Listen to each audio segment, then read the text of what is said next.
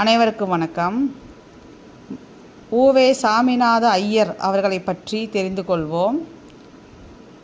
மீனாட்சி சுந்தரம் பிள்ளையின் மாணவர், தமிழை வாழ வைத்தவர், பத்துப்பாட்டு, புறநானூறு, பதிற்றுப்பத்து, பரிபாடல், சீவக சிந்தாமணி, சிலப்பதிகாரம், அடியார்க்கு நல்லாருரை, மணிமேகலை, பெருங்கதை, புறப்பொருள் வெண்பா மாலை, நன்னூல், மயிலை நாதருரை ஆகியவற்றை பதிப்பித்துள்ளார்.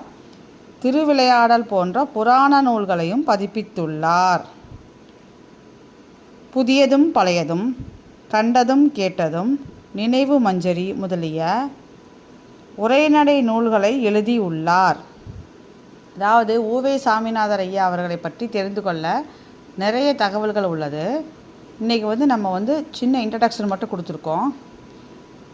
அடுத்த வீடியோவில் அவரை பற்றி நிறைய தகவல்களை ஒன் பை ஒன்னாக நம்ம தெரிஞ்சுக்கலாம்.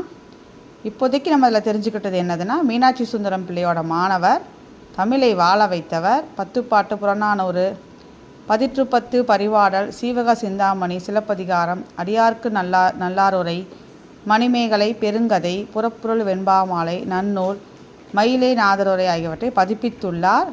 திருவிளையாடல் போன்ற புராண நூல்களையும் பதிப்பித்துள்ளார். புதியதும் பழையதும்,